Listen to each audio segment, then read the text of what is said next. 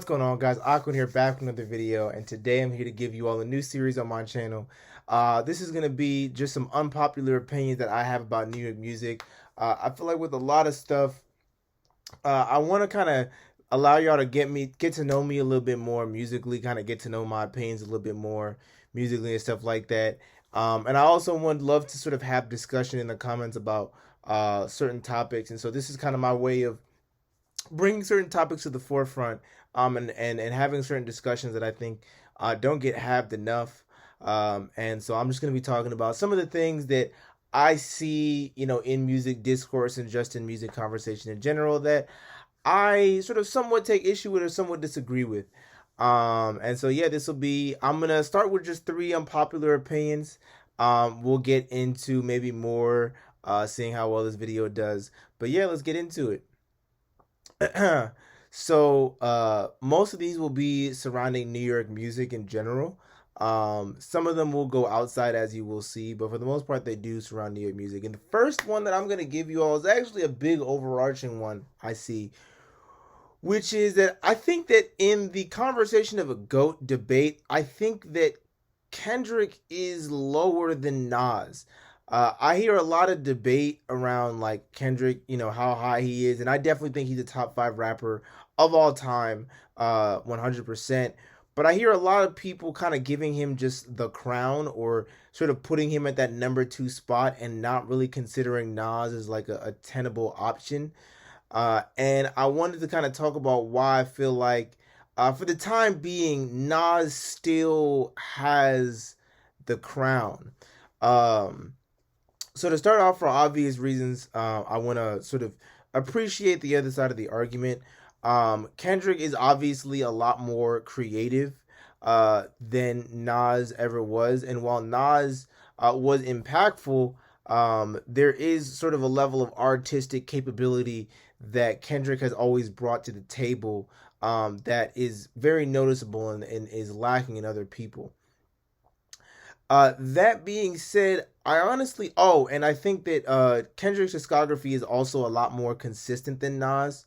Nas definitely has his duds and has his mediocre records, whereas Kendrick really pretty much everything he drops shifts the culture in a way, and the quality of it is never really doubted. Like, we've never been like, oh, Kendrick is on that wax, you know what I mean, for an entire album, right? So I'll say that. That being said, I think that's kind of where his advantages end.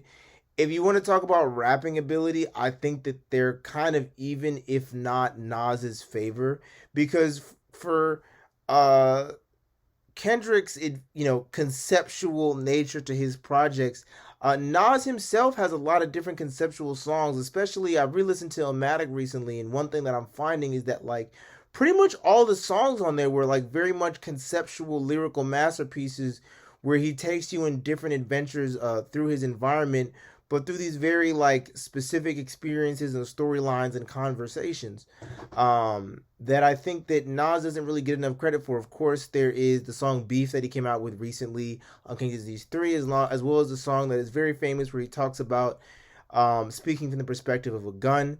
But I think that the idea that like Kendrick is somehow winning in the conceptual department against Nas is a bit of a reach. I also think from a complexity standpoint, Nas has just had more moments to me of him just like going off in this just blistering, like head scratching lyrical escapade, in a way. And so, while I think that Kendrick is an amazing rapper, I don't think I think that it's either even or in Nas' favor when it comes to rapping, to the rapping department. I also think that while Kendrick's discography is more consistent, we also have to remember that it's a lot easier to be consistent when you've only dropped like 4 projects, right? 4 to 5 projects, whereas Nas has at least, I think, 10 albums, I want to say, and is still like batting pretty well, dropping great albums consistently throughout his whole career, which I think is slightly more impressive than just consistently. Which is slightly more impressive to me than dropping like five like really great projects. And so in the discography department, I would definitely have them. I know this is controversial, but I would definitely have them as even, because if you look at Nas's discography, especially even now with the King Disease series, he is still going strong after 20 years in the game, and that's really like unforeseen territory. It's very hard to like maintain your ability to drop quality this far into your, in this far into your career, and people still feel like you're like paving, the way, and being sort of a trendsetter this late in your career.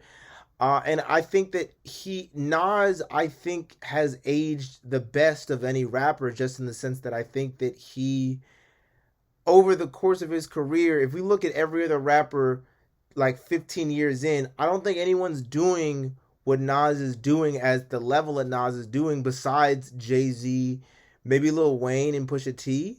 But that's about it. Do know that Eminem and Kanye West are still dropping music, and some of it's not even all that bad, but I think it's pretty obvious that they're dropping music that at this point is far below their former glory, and is nowhere near the quality that they were once giving out. And even like Lil Wayne, like he's not, I think Jay Z and Pusha T are really the only people who you can say are doing like at the pinnacle, in the same way that Nas is still at his pinnacle. And so honestly, I would have their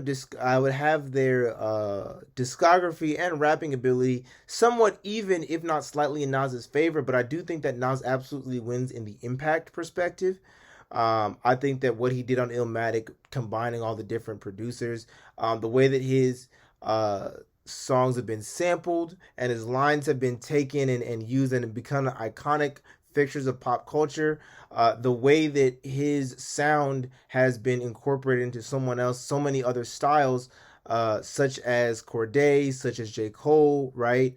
Um, his lyricism, and his focus on lyricism, is so sort of revered, and so often emulated in today's, uh, in over the course of, rap music.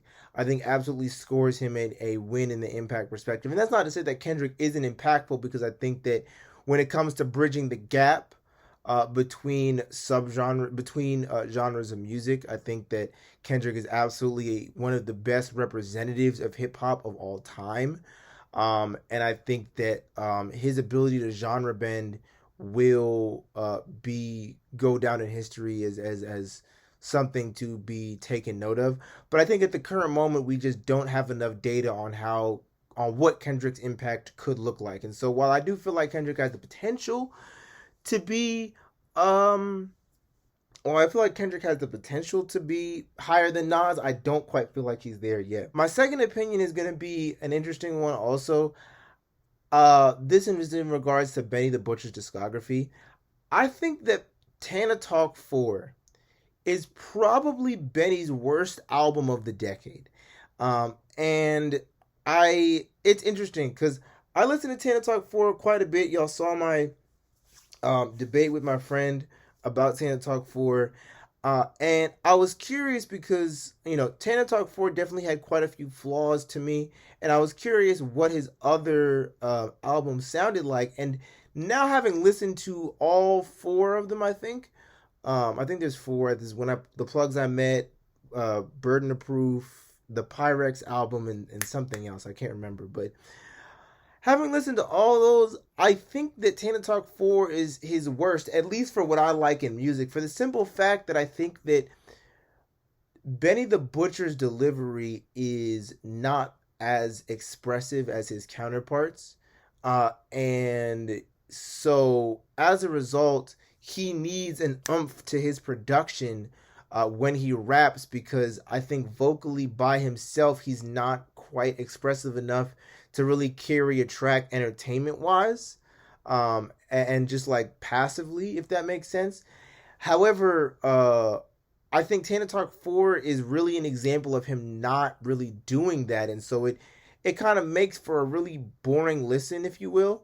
And obviously there are songs here and there like Guero's I think Guero's Brick, I think it is, and Thowry's Revenge that are kind of exciting a little bit, but I think in comparison to a Burden of Proof, which I think is the modern day Blueprint, or a with the or the Plugs I Met, where he's collabing with producers that have a lot more oomph, a lot more kick to their production.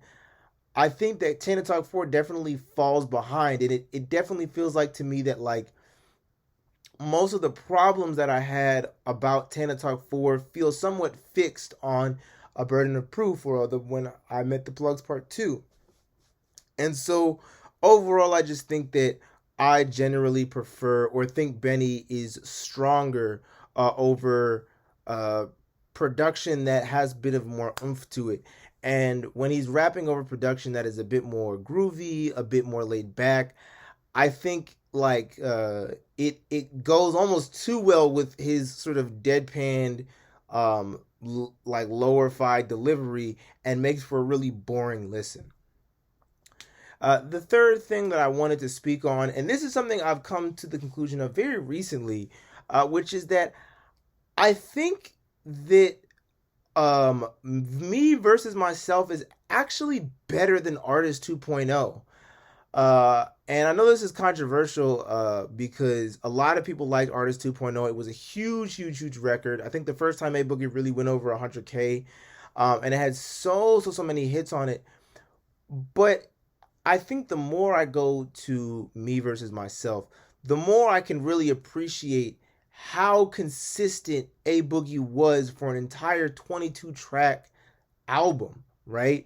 He really landed a double album, and I wish it was sequenced properly, but he really landed a 22 track album where it like had pretty much no misses. You know, y'all know how I feel about Take Shots.